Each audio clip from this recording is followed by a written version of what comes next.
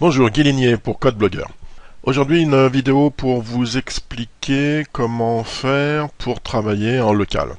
Travailler en local, c'est-à-dire plutôt que d'aller installer directement votre site sur votre hébergement, vous allez d'abord le préparer sur votre ordinateur en local, comme si vous étiez sur Internet, sauf que c'est en local.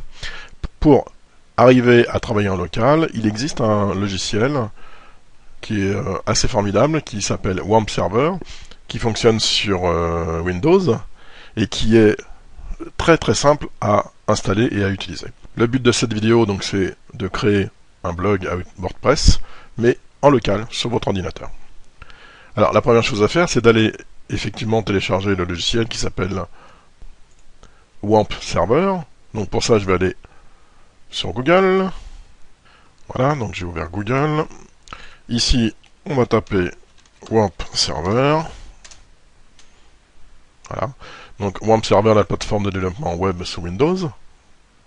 Hop, je vais dessus. Et je vais immédiatement télécharger le logiciel. Donc pour ce faire, je vais ici. Je télécharge en version 3264. Je suis en 64 bits. Hop. Alors, on nous demande nos coordonnées, mais ce n'est pas obligatoire. On peut passer directement au téléchargement en cliquant ici. Donc, on nous redirige sur une belle page pleine de pubs. Et logiquement, le téléchargement doit démarrer tout de suite. Voilà qui est fait, le téléchargement est ici. Donc il y a environ 25 mégas à télécharger, ça va quand même aller assez vite. Donc on va attendre que ça télécharge et je suis à vous tout de suite. Voilà, on arrive presque à la fin. Voilà, c'est fait. Alors, deuxième chose à faire une fois que c'est téléchargé, on va exécuter tout de suite le logiciel. Exécuter. Welcome. Next. J'accepte. Next. Next. On va créer un Quick Launch et un Desktop Icon. Next. Install. Donc Desktop Icon, c'est le raccourci sur le bureau, et Quick Launch Icon, c'est le raccourci dans la barre des tâches en bas. Alors on y est presque. Ok. Alors il me demande où se trouve mon browser. Donc browser, en fait c'est Internet Explorer. Bon, il le trouve tout seul, donc on fait OK, ouvrir. Voilà. Ici, on va rien changer. L'email pour l'instant, si l'email, on va quand même mettre un email normal. Donc je vais mettre contact@codeblogger.com, comme ça on sera prévenu de la création du site directement sur cet email. Next, et on launch. Donc on va charger WAMP Server. Alors je me suis décalé un petit peu pour voir le côté droit de l'écran. Ici, là je suis sur Windows 7. Ici vous avez le petit onglet qui permet d'afficher les icônes cachées. Et on a ici WAMP Server, server offline, donc un petit W vert. Alors on va le configurer, déjà clic droit et on va changer de langage, on va mettre en français. Voilà, première chose. Ensuite j'y retourne, je fais clic gauche et on va cliquer ici pour passer en ligne. Voilà qui est fait, j'y retourne une fois de plus, clic gauche, et là on a deux choses qui nous intéressent, c'est localhost et phpMyAdmin. Alors, je vais d'abord aller dans localhost, et là il va ouvrir en fait une page internet. Voilà qui est fait. Donc configuration de serveur, extension chargée, on s'en fiche un peu, les outils, les projets, etc. Alors, une fois qu'on est ici, la première chose à faire, c'est un petit peu comme quand on installe un WordPress, c'est d'aller dans MyAdmin et de créer une première base de données. Voilà. Donc là, pour ceux qui ont l'habitude, interface phpMyAdmin habituelle, on va créer une base de données. Alors pour ça, on va cliquer dans base de données. Et ici, on va créer une base de données, donc on va lui donner un nom. On va lui mettre par exemple CodeBlogger. Voilà. Et on crée la base de données. La base de données CodeBlogger a été créée et on la voit ici. Si je clique dessus, voilà la nouvelle base de données. Donc pour l'instant, elle est vide, il n'y a aucune table dedans. Mais ça va nous servir pour installer notre WordPress. Alors, la base de données est créée. Maintenant, ce qu'on va faire, c'est qu'on va télécharger donc notre CMS WordPress. Donc, encore, je retourne sur Google et on va aller voir chez WordPress ce qui se passe. On va aller télécharger la dernière version.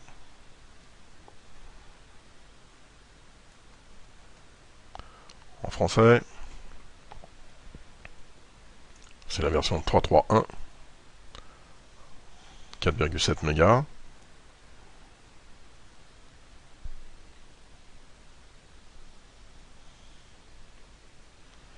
Voilà qui est fait. Alors maintenant, normalement, on devrait faire un transfert vers l'hébergement. Mais comme là, on est en local, on va aller faire un transfert vers le disque. Alors, à la création, WAMP Server, il a créé un répertoire qui s'appelle 3W et qui est à la racine de votre disque sur le disque principal. Et le répertoire s'appelle WAMP. Ok ? Donc là, ici, j'ai un répertoire qui s'appelle WAMP. Je fais clic dedans. J'ai des fichiers qui sont installés et le répertoire qui m'intéresse c'est www. Donc dans www, j'ai déjà un fichier index et un fichier test MySQL. Donc ça, ce sont des fichiers qui ont été créés à l'installation de WAMP Server. Mais là, je vais créer un nouveau répertoire. Donc clic droit, nouveau dossier. Et on va l'appeler, par exemple, CodeBlogger. Ok ? Je fais un clic dedans. Et maintenant, ce que je vais faire, c'est que je vais aller insérer les fichiers de WordPress dans ce répertoire. Donc, hop et hop. Je sélectionne tout et j'envoie ça sur le répertoire 3W.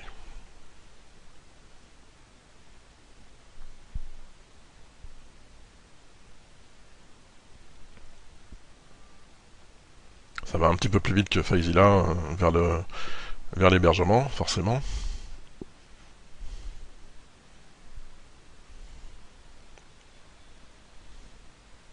Voilà. Donc maintenant dans mon dossier WAMP 3W CodeBlogger, j'ai un WordPress tout beau, tout propre. Ok ? Alors, je vais retourner ici, dans mon localhost, et en fait, là, je vais revenir à la première page. Donc, je fais machine arrière, bla, bla, et là. Et ici, donc ici, on n'avait aucun projet qui était en cours. Là, si je rafraîchis, on a maintenant un projet qui s'appelle CodeBlogger. Donc, le nom du répertoire, CodeBlogger, se retrouve en fait à cet endroit-là. Et vous allez voir que si je clique dessus, je me retrouve sur l'installation de WordPress. Donc on va créer le fichier de configuration. Voilà. Donc on a besoin du nom de la base de données, l'identifiant, etc. Allons-y. Alors, le nom de la base de données, c'est le nom de la base de données qu'on a créé tout à l'heure. Donc si je me souviens bien, c'est CodeBlogger. Le username, c'est toujours root, R2OT. Le password, il n'y en a pas. Le localhost, on le laisse. Le préfixe de la table, on le laisse également. Et je fais valider. Voilà. Donc, je reviens dessus. Le nom de la base qu'on a créé tout à l'heure avec phpMyAdmin. En identifiant route. L'autre de la base de données, c'est localhost. Le préfixe de la table, pour l'instant, on le laisse comme ça. Et je valide. Donc, formidable, nous sommes arrivés au terme de cette installation. Blablabla, donc le langage habituel. Je fais lancer l'installation. Et là, il va me demander, comme d'habitude, les paramètres du site. Donc le titre du site, ça va être CodeBlogger. L'admin, on le laisse. Le mot de passe, 2 fois. L'adresse de messagerie, donc je vais remettre contact@codeblogger.com. Autorisé, donc ça pour l'instant, étant donné qu'il n'est pas en ligne, c'est pas bien grave. Je fais installer WordPress. Et voilà, WordPress est installé. Je me connecte. Je fais admin. Mon mot de passe. Se connecter. Et voilà. on vient de, j'enregistre le mot de passe, on vient d'installer donc un WordPress sur notre ordinateur sans passer par la case hébergement. Okay. Alors quel est l'avantage de procéder ainsi? Bah, c'est simple, c'est déjà la rapidité. On va pouvoir configurer entièrement le site et ensuite transférer le site directement sur l'hébergement. Comme ça, le site, dès qu'il est transféré, il est déjà prêt. Et on va gagner également en rapidité, parce que si vous n'avez pas une connexion ADSL suffisamment rapide, ça rame. Ok. Donc voilà la première phase. On va regarder à quoi ressemble le site. Hop, je fais un clic droit, je mets dans un autre onglet. Et voilà, on a bien notre site qui est créé. L'adresse du site, ça s'appelle localhost/code espace blogueur. Ok. Donc à vous de jouer. Ciao, ciao.